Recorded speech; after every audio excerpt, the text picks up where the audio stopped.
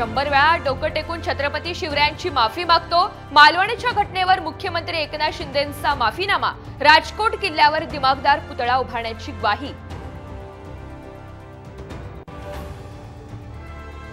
पुतळा कोसळल्याप्रकरणी structural constructor Chetan Patil पोलिसांच्या ताब्यात।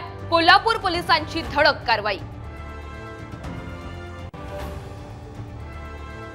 पालघरमधल्या वाढवण बंदराचा आज पंतप्रधान मोदींच्या हस्ते भूमिपूजन। स्थानिक मच्छीमारांचा मात्र विरोध। बोटींना लावले काळे फुगे।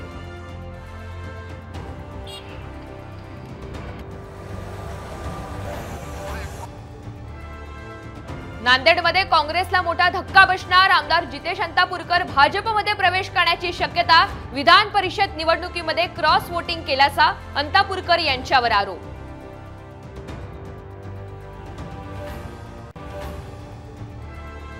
2 महिन्यातच राज्याचे मुख्य सचिव बदलणार। संजय राऊतांच्या दाव्यानं खळबळ। सुजाता सौनिक यांच्या जागी लाडका भाऊ बसवणार। संजय राऊतांचं ट्विट।